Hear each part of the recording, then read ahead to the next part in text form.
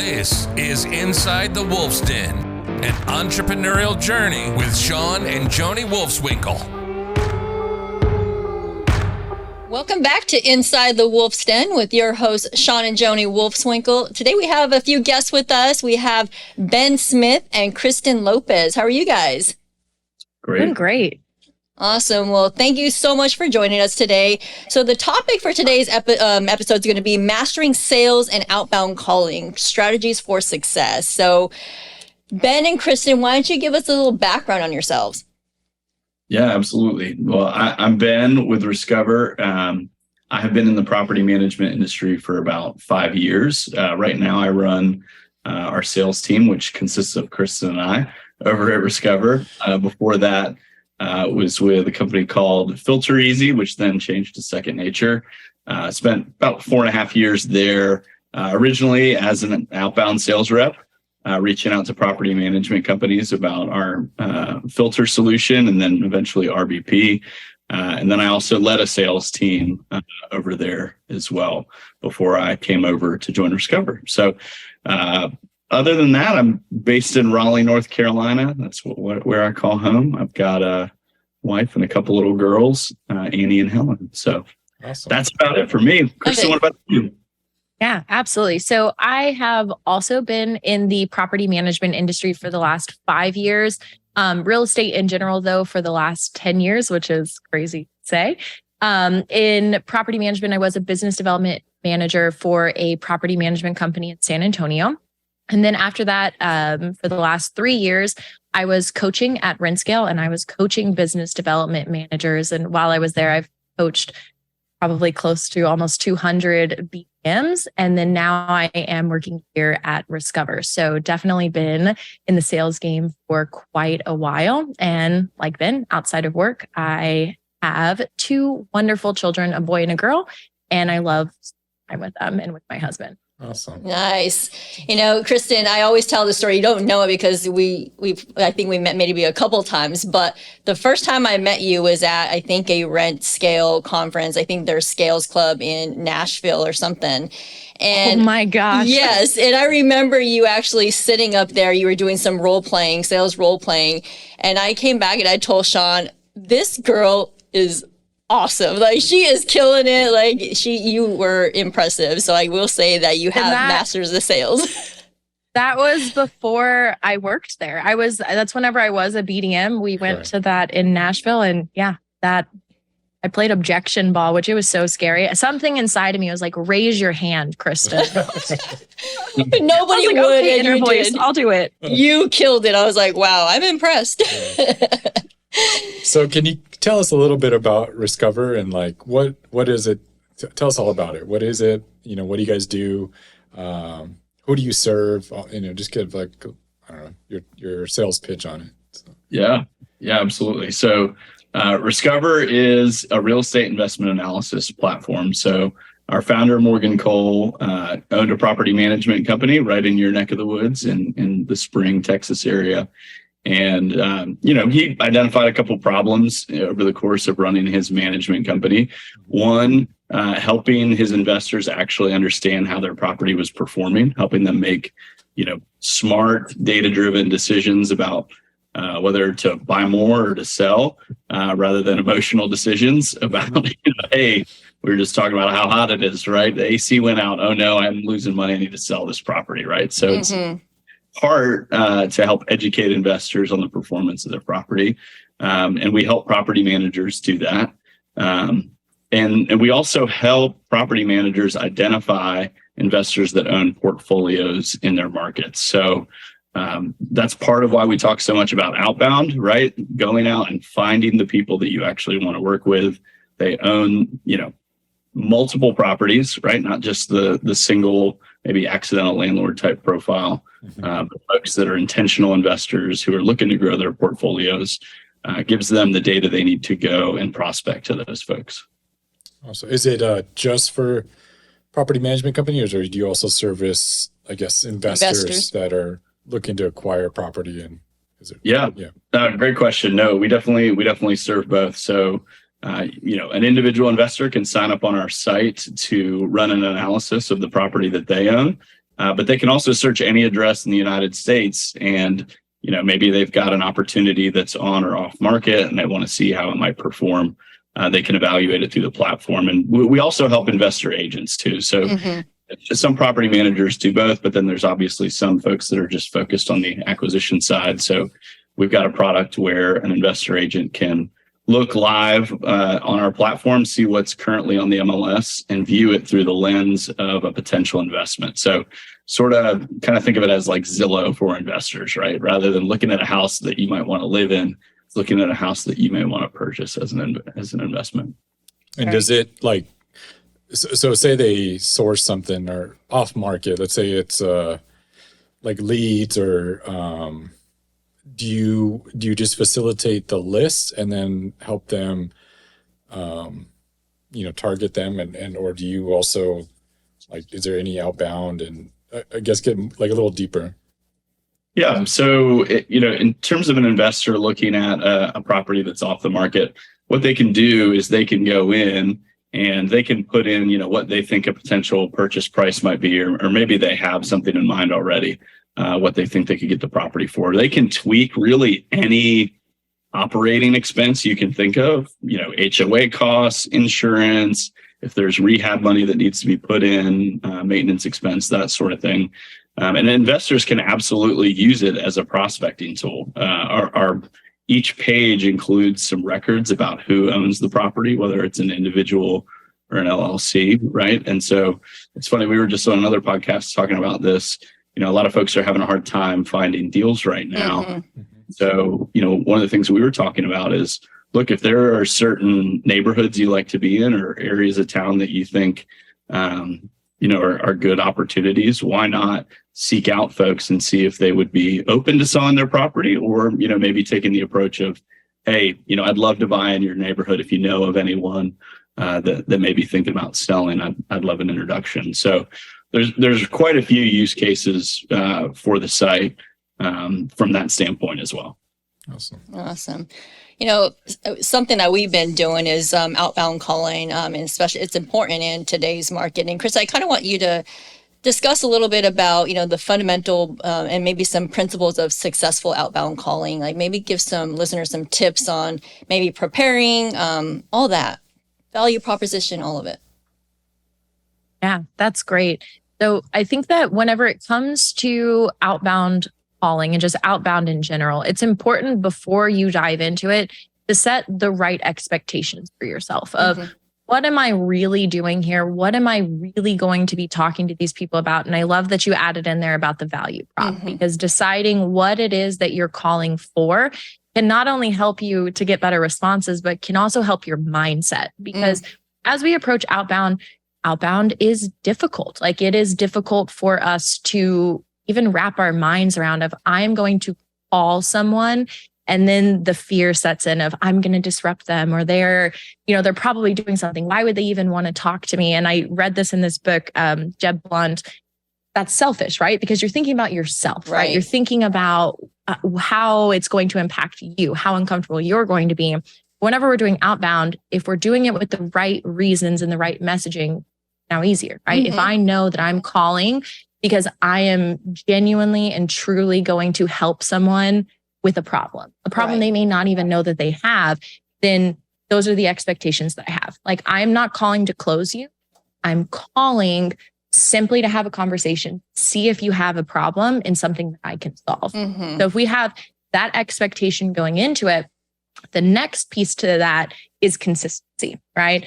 The biggest thing to get through in outbound is your mindset. And second piece is doing it consistent. Right. Because we can work up all of our courage and do it once, and we may not get very good results, but it's on the 5th time, the 10th time. It's just like working out. The first time, terrible. And after, it hurts. And then the 5th time you do it, by like month 3, you're like, oh, I can do this. Wow, look at me. I'm getting stronger. I'm getting better. I'm doing everything that I'm supposed to be doing. So that's the best way to think about outbound. Is the biggest hurdle, though, is mindset. And the best way I found to get over mindset is that value. What is the value that I'm actually bringing to this person? And if we're calling with that in mind, now I'm not bothering people. Now I am like saving people. I'm helping them through their problems. So I would say those are the two biggest pieces with outbound there. Ben, anything you would add to that? No, I think that's great. And it's, Kristen kind of mentioned it a little bit, but, getting yourself to actually pick up the phone and make cold calls, like so much of it is mental, right? Yeah. And so getting yourself in the right mental headspace to do it. Part of it is having the confidence in what you're going to say, but also the confidence that you do have something to offer and that you can provide value to someone. Because if your mindset is I'm just trying to sell someone, then you're it's going to be hard to do, because you're going to get rejected a lot, right? Nobody wants to be sold to, Right.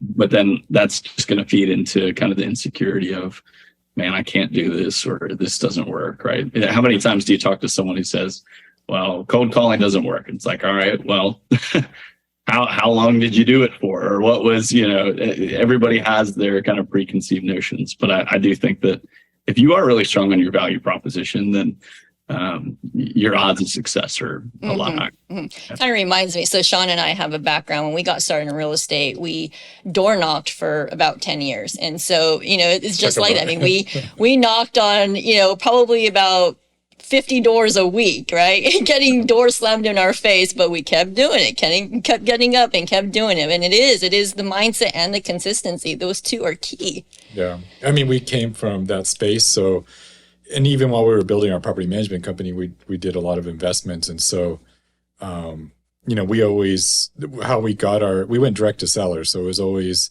it was postcards back in the day. And then everything became direct, outbound calling and text blast. And so, which is now got frowned upon. But I always thought that outbound calling for property management company was like and I don't know what for years, until you guys came out with the software, we were like, we need to do this. It was always on our rock list. And then, it just never got done. It just never got there. But I think it's vital, but it's a long game. It's a little different in the investment space, because we're targeting very motivated sellers. So like foreclosure, they have like a timeline, there's a deadline that they have to make a decision a little quicker. But I think in what we're learning in the property management space, and even in investment space, it's all about timing, right? So it's about, you might have a great value add, but it might not be the right time for that particular client. There might be a little bit of pain with their current property manager, but maybe if you just keep nurturing that relationship, where we've seen success is they start to, for a couple months down the road, 3-4 months, all of a sudden, hey, okay, now they're not communicating, my property manager, now it's time to make a change. Hey, that company that called me, now it's time to make a change. So, yeah. So one thing I have in mind is, so we have a lot of listeners that obviously own property management companies. Real Property Management's a big franchise. We have a lot of listeners there. But so when you're managing BDMs, business development managers, like what tips would you help them to kind of get in the right mindset and, just keep with their confidence and, kind of get them consistent with it? I'll let the former BDM coach take that one first. I think that in addition to the mindset stuff is to lower your expectation, right? Because what we expect, right? And we have to make sure that that's matching up with what we're doing, right? So if our expectation is I'm going to make these 10 calls and I want to close one deal, that may not be the right expectations for us to have at the beginning, because what happens then if we're setting really high expectations for ourselves and we miss one day, we're not going to want to pick back up the phone again the next day. So if we kind of lower those expectations a little bit of just completing the action, right? One of my mentors in the past told me, you marry the work and you divorce the results. So we're not even looking at results here. We are just simply doing the work, because if we do the work, the results will follow. So if we really start to just hone in on that of every single day, I'm going to do the work. And whether that work is 5 calls a day, 10 calls a day, you're ambitious, you're going to make 20 calls a day, fantastic. But marry that number and be so dedicated to it. And if you're consistently doing it, the results will follow. Because with outbound, you're going to have days where everybody's answering and it is just like raining appointments. And you're like, I am so good at this. I am amazing. I should write a book. And then the next day you come in and you're like, 2 people yell at you, they cuss you out and you're like, I'm terrible. What happened? Right. So, but it all averages out in the end. So it is truly about just putting your head down and doing the work and figuring out what motivates you. Right. Like for myself, heavily motivated by food. I love food. Like I just do. So when I was making outbound calls, I would have like, no joke, like candy sitting next to me. And I'd be like, all right, this piece is for when I'm done with my first 5 phone calls. And this piece is for my next 5 phone calls. Nice. And then I'd have something extra special, like at the end, whenever I was done. So figuring out what motivates you is really important, because if you can gamify it, that's the other thing. I turn it into a game. Like, how can I take this 2-minute conversation and have the best outcome at the end? So turning it into a game and figuring out how to reward yourself can really keep you locked in to having to do these phone calls. And it doesn't have to be your whole day, right? It can be just pick the number, stick to the number, and consistently do it. Yeah. That'd be my advice. Love it. Love it. I think the consistency piece is so important. I think what I would add to that is, and Kristen kind of alluded to it, the time management piece, right? So if you're a BDM and let's say you're the only salesperson within your organization, you're likely taking inbound leads, right? You're likely doing consults, right? Your week, can be pretty full, but regardless of how busy you are, I think most people can make an hour or 2 or 2 or 4 hours, right? To do outbound. And so just being really intentional about blocking that time and committing to doing it when you have it blocked is really, to me, is really crucial. That's something that I've always done in my sales career. Because I think what can happen is, if you set let's say you set an activity goal of, hey, I'm going to make 50 calls this week. What I've seen happen in teams that I've managed, or even myself, especially early in my sales career, is, day one, all right, 50 calls this week. I'm going to do 10 a day. Monday, oh man, I had a really busy day. It's too busy. I've got the rest of the week to make up. So I'll just slide those 10 calls into the other 4 days of the week. And then before you know it, Friday rolls around and you have 50 phone calls to make. And it's this overwhelming number that you don't want to do, right? So time blocking can definitely help with consistency. And then the other thing I'd say is property management is a very process driven industry.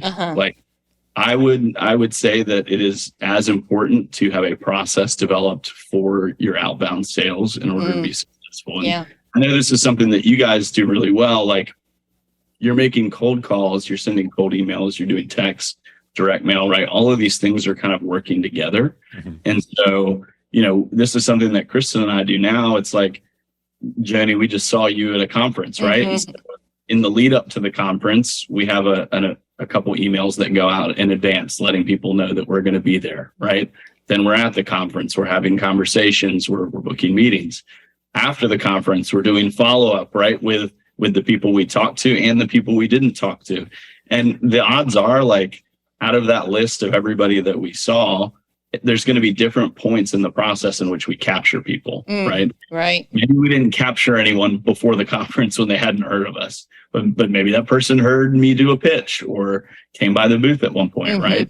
So, to what you guys were talking about earlier, timing is important. And when you reach out to someone the first time, the timing might not be right. So dropping it after the first outreach is not a very good strategy, but continuing to follow up and kind of nurture that opportunity, ultimately, is going to lead a lot better results than if you just called them one time and then never call again. Yeah. That's awesome. What about developing, you were talking about your sales pitch or people hearing you pitch, developing that sales pitch, your script. Do you guys believe in scripts? And especially maybe as a sales manager teaching your salespeople, do you have scripts? Do you role play? And if you do have a sales pitch and script, how do you keep your salespeople or yourselves? Like, say you get that client that kind of throws you for a loop, and then all of a sudden you're questioning your sales pitch. You start changing. All of a sudden your salespeople are saying a total different message because they got challenged. Bring them back. They got challenged. So can you speak to that? Yeah. Yeah, absolutely. That's great. Yeah, I would say, first of all, I definitely believe in scripts. I think it's especially important if you're just getting started out, right? Like, you probably, especially if you haven't come from the industry or don't have a background in it, right? It's important to have a script that you can follow, that you can always fall back on. Now, as a sales manager, what I hope is that my sales reps become so confident about what they're saying, they don't really need the script. It's just part of their conversation, and they can make it very conversational, right? I definitely, absolutely think role playing is really, really important. Before I got into property management, I sold insurance, and one of the companies I worked for had a sales coach that they brought in, and he talked about it like this: if you're a fighter pilot, and you're prepping, right, to be out in dogfights or whatever you're doing, the best way to prepare is to think about from every angle somebody could attack you. So if somebody's coming in from your side, what is the move that you're going to do to counter that? Or if they're coming in from back right, how are you going to counter that? And I think it's a perfect analogy for sales. It's like, if you become so confident in what you're doing and what your pitch is, but also how to overcome those objections, there's not really, it almost makes you laugh when someone throws something at you that you've never heard of before, because you're just like, well, where did that come from? But the reality is if you're a BDM in property management, like, there's probably a list of like 5 to 10 objections that you're going to get. And the rest is going to be like a very small percentile, right? So if you prepare and are confident about how you're going to respond to those main 5 to 10 objections, then, cold calling almost becomes a game, right? Hey, whatever you're going to throw at me, I'm ready for. I have something to say. And typically I think the best thing to do is ask questions anyways. It's not, somebody throws an objection at you, it's not hey, let's get in an argument about this.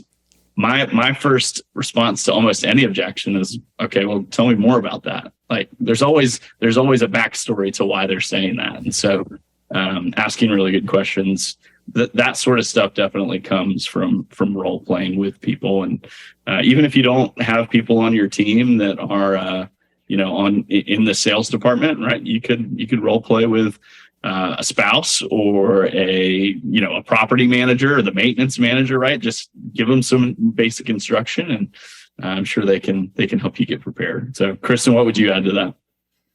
No, I love everything that you said there. I used to practice with my mom, because my mom is one of the most skeptical people I've ever met, right? Like, she just has questions about everything. So whenever I would enter into a new sales job, I'd be like, all right, Mom, let me tell you about what I'm doing. And then she would most of the time give me all of those scenarios of well, what about this? What about this? And I'm like, Mom, thank you so much, because you thought about all of the different angles. So practice is so important. And that's why I think, especially former athletes or people who are in acting or something where practice is so pivotal, make good salespeople, because you're used to we have practice, we have a game, we review the game tape, right? We have to have this process in place so that we can know how to get better. And it's the same thing in sales. Sales is an art and sales is a practice. And if you're not practicing with your team, or you're not practicing with somebody else, you're practicing on your prospects, and they are not the right people for you to be practicing on. They need your A game.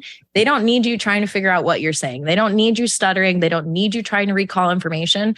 The practice is so important because it allows you to show up with confidence. And I was reading this book this last week. I think it's called Nudge. And in the book, they say that sales is actually, you are a choice architect, right?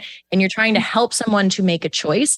And if you're not showing up with confidence, you're not going to help anybody make a choice. You're not going to inspire anyone to make a change. So the practice is where you pick up that confidence to be able to show up and be like, all right, throw what you've got at me, and I'm going to help you sort through your mess, and we're going to find you a path forward. Yeah. That's what sales is. And if you don't know how to sort through somebody's mess, if you're not doing the reps in practice, all you're going to do is show up and throw up, and you're just going to spit up all of the facts about the company, which don't actually help the prospect. So practice is important, in practicing with tough people that are actually going to throw you scenarios, because I found practice is always way harder than the actual calls. People in practice know what you're not good at. They know what you need help on. So they're just going to throw you those things. and then you're able to get feedback from it. So I'm big believer in practice, because without it, they're just practicing on the prospects. They don't need that. They need the A game. I love it. Yeah. Talk about building rapport. I mean, when we used to knock on doors, I mean, my coach and mentor said, okay, like you have to try to build rapport as quickly as you can, right? And to get into that door. And so that can be hard for, a lot of people. And so maybe talk a little bit about that. My outlook on rapport is one, everybody wants to relate to other people, right? Mm-hmm. Like it's a natural thing that we all have. We want to relate to each other. The way that I think that that's done best is by taking a genuine interest in other people, right? Like it sounds obvious, but like, think about how many times you've been sold to where someone was just like looking right through you to their next paycheck, right? Or, wasn't really interested in your situation. And so I've always felt like, coming into conversations with a genuine interest in other people and the problems that they have, things that they like, or what's important to them, their goals, like that stuff, if it's genuine, like it really comes through. Like when I was at Second Nature and, I was covering Texas, right? Working with folks like you guys. The way that I always approached my discovery conversations was ultimately to get to, hey, like one, how did you get into property management? And two, like, what are your goals for your business? Right. And those two questions don't really have anything to do with the product that I was selling, but I was genuinely curious, like why are they in property management? What do they enjoy about it? And where do they want to get to? And I think people can recognize when that's genuine, and ultimately that's what helps set the stage for rapport. I on a more like practical level, like I always like to like look up if I'm having a call with someone, I look up what city they're in, right? And find something out, like if it's a place I've been to, like, hey, one time I was in San Antonio, I ate this incredible barbecue place. Like, have you been there? Like just stuff like that connects you and kind of takes the, I don't know, like the robotic nature of some of the conversations away of just like, here's the price, or what do you need? Or, just, I think it helps people let their guard down a little bit. So that's what I would say is it's the most important part of building rapport is just being as genuine as possible and taking an interest in other people and their lives. Love it. Maybe Kristen can answer this. How do you teach it too? I'm wondering, like, about active listening. So I think you both do it very well. And you kind of hit on it, Ben, a little bit with, you can tell when you're having a conversation with somebody and they're already thinking about their rebuttal, and, it's like they're not even listening to anything you're saying. So how do you not be that person and, truly listen to what the customer or the client is saying and like you said, have a genuine interest, but not, I understand you got to come up with what you're going to say, but not, I don't know, be more active in listening. And I think you both do it well, but maybe Kristen, you can answer, how do you do it so well? And then is it teachable, or is it just a natural thing? No, I definitely think that it's teachable, but I think that just like anything, it requires discipline. I think that especially whenever we're on the phone, it's very easy to try to multitask. For anybody that's listening, I put that in air quotes, multitask. Because especially whenever we're on the phone, it is so easy to tell whenever somebody's distracted. Like they can hear your keys typing. You can hear when somebody is not fully invested in the conversation.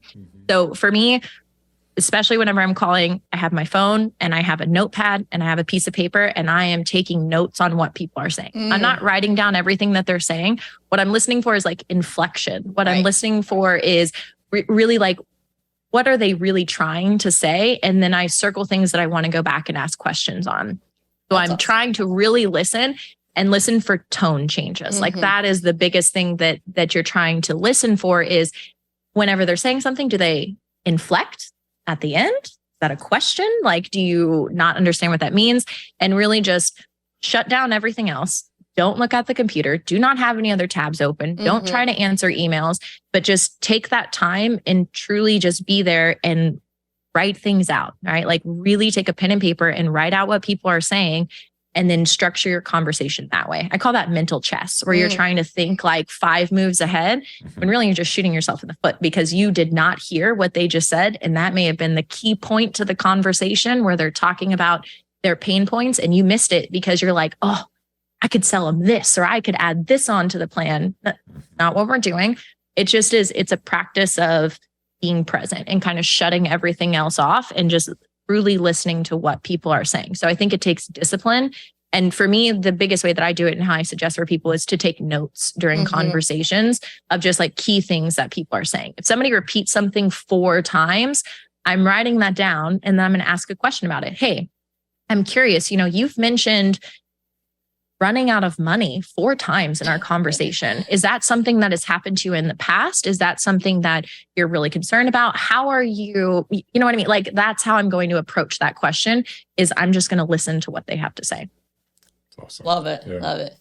That's great. That's great advice. Go ahead. Yeah. So I just have, it's actually a question we ask all of our guests, but I'll ask each one of you. So Ben, if you can go back in your early 20s, what advice would you give yourself? Man, that's a great question. The advice I would give myself is probably, I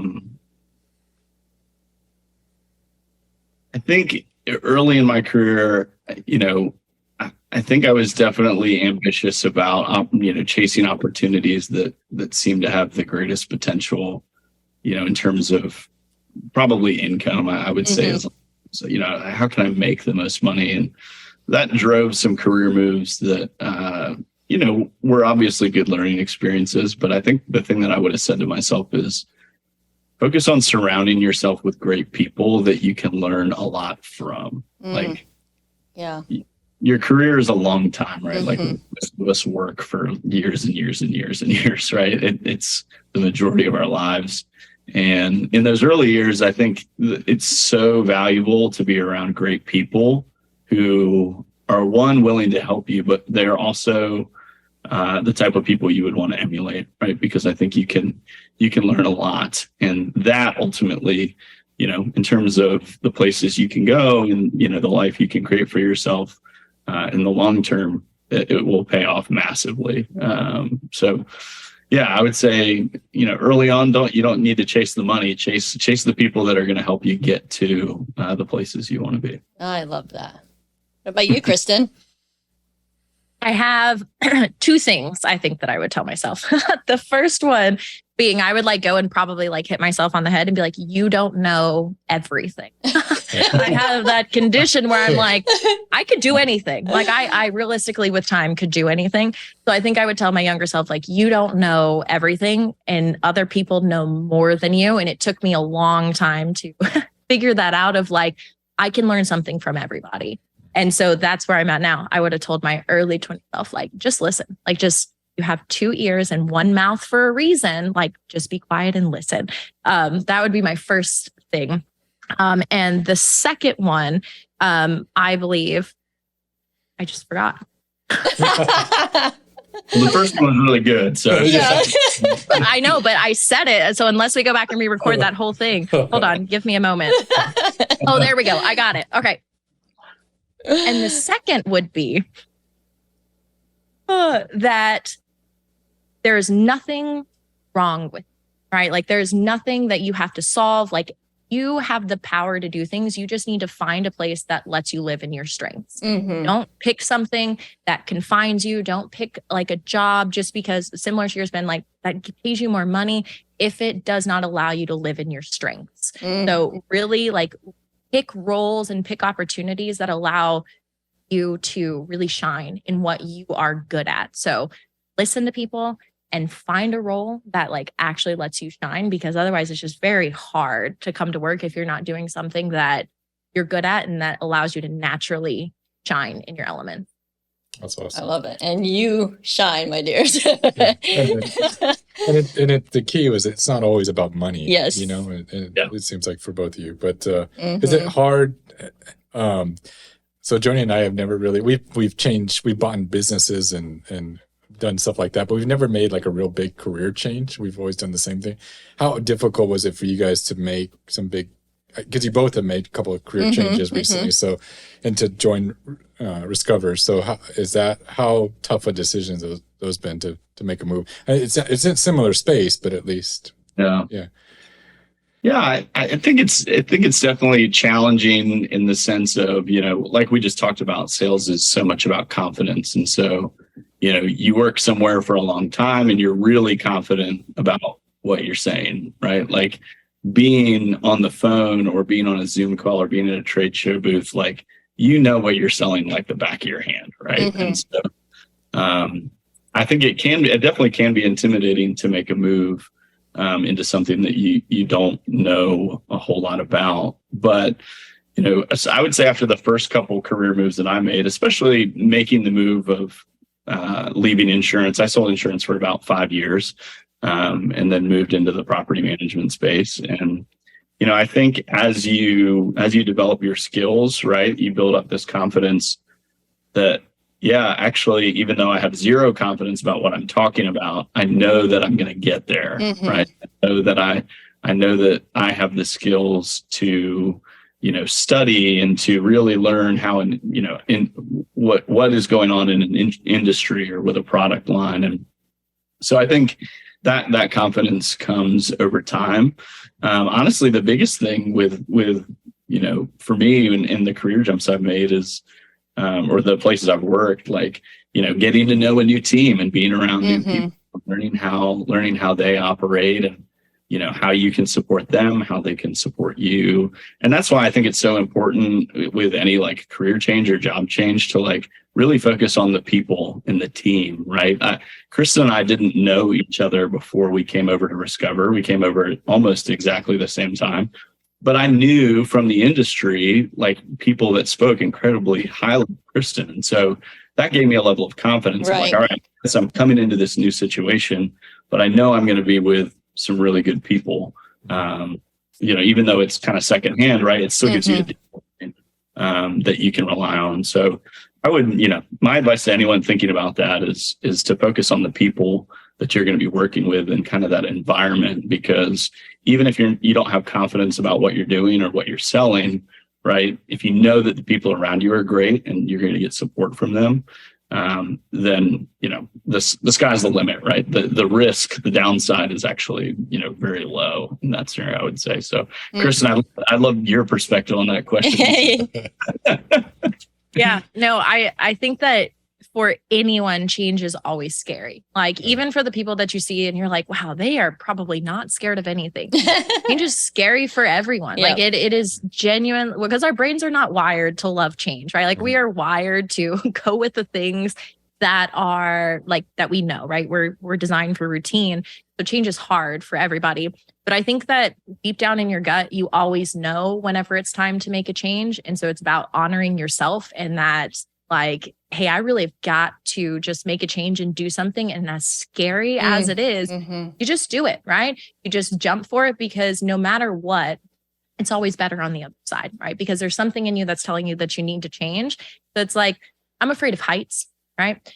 So I've zip lined a few times in my life. So the entire climb up is so scary. And this is exactly like how it is with the change, right? The entire climb up, I'm like, oh my gosh, scary. I am so high. And then even whenever I'm about to jump off, I'm like, this is terrible. Why did I do this? I don't want to climb back down. And then you just go. And then once you're going, you're like, I would have missed this. And this is so amazing. So whenever it's like approaching a change, like if you're feeling like it's something that has to happen, you just have to go with it because there's something inside of you that's like, make the change and you just got to make the jump. And once you do it, it's always better on the other side. Change is always better than staying in the same place. Even if it's not the way that you thought it would be, it's still better than staying still. We're headed skydiving later this month. So. And I am terrified. In Waller, Texas. It's not that far from you. So I'm terrified. Good luck. You're not going to join us? Oh, no. I'll be on the ground. That is, I like to stay on the ground. Cool. Well, tell us like what's next for Rescover. Where are you guys headed? What are you guys looking to accomplish, in the next couple of years? Yeah, I'll take that and let Kristen layer in some other thoughts as well. So, I would say, right now we're pretty confident about a core group of products that have been developed even before Kristen and I got there. And our big goal for this year, I think, and probably well into next year, is really just building awareness around it and getting out into the industry. Fortunately for Kristen and I, we know a lot of people already because we've been in this industry, but most people don't know what Rescover is. And so we're doing all the trade shows, being heavily involved in NARPM, I would say, as well as, trying to put out content that is relevant and helpful for people in the form of the podcast that Kristen and I do. And so really it's a lot of building awareness about the brand and what we're doing. And it's helpful. Like Kristen and I started there in February. And so we were the first ones that were really taking it to market. And so it's been great to work with folks who give us feedback that we can then take to our development team, right? You guys are on the front lines, property management every day. And so, hearing from our customers and hearing what's working and, features that could be developed that would be helpful or make things easier. Right. We're really in a listening phase, I would say, to hear how folks are using it and what they would like to do with it. So those are probably the two biggest things that I would say. But, we're a startup, so I'm sure there's always going to be something else that pops up that that we have to shift our focus to as well. Yeah. It's great. Awesome. Good. What about you, Kristen? Anything to add to that? Yeah, few quick notes there. I think that with Rescover, the goal is, well, for me, I think that we are fulfilling a piece that has been missing in our property management industry for quite a while. And that is the ease and ability to do outbound prospecting and also to elevate the experience that we give to our customers, to really talk about properties in a way that's not just transactional, that's not just, hey, we have to replace the HVAC, or hey, we need to do this. Instead, we're going to help you be profitable. Right? Like we are going to even help an accidental landlord turn them into an investor, right? Like really provide just that missing link to be able to show people and not just tell them tangibly how much money we're making you as a property manager and how our service here is impacting you and your goals. And then the ability to do outbound, which there are other tools to do outbound, none that are specifically geared towards property managers. So with everything that we're developing is enhancing in these ideas of being able to be that white glove service for your clients, right? You guys can implement it in and just be able to elevate that level of service because there's more competition than ever in property management. So it's all about how do we stand out and how do we really help our clients? So I think that with everything that we're going to continue doing this year is just going to enhance the products we have to then help you guys as the property manager be able to make your lives easy. Is the goal, all right? And be able to help make things easier for you. Yeah. So how can our listeners get a hold of you guys and learn more about you, learn more about Rescover and share your podcast and all that? And we'll put it all in the show notes as well. But if you could share, Sure. Yeah. So our website is rescover.com. So if you want to go and just play around a little bit and see some of those analysis features that Chris and I have talked about, you can find that there. Our podcast is called Grow Outbound, and you can find it on Apple Music, Spotify. We put it on YouTube as well. I don't know how many. I'd love to hear y'all's listener stats on. Are people watching on YouTube? Are they listening? I'm really fascinated by that stuff. So we're a little bit earlier in this than you guys, so we're aspiring to get to it's been really good. We talk a lot about, Kristen and I share a lot about our experiences, but we're talking to vendors and property managers that are doing this as well. So I would say Grow Outbound's a great way to find us on YouTube or Spotify. And then, we can put email addresses and that sort of thing in the show notes as well. But yeah, awesome. It's, are you guys on social? Any like social links you can share? Yes. Yeah. Yep. We've got Facebook, LinkedIn. I think we have an Instagram account. And a Twitter. Oh, yeah. We have a Twitter. We got all of them.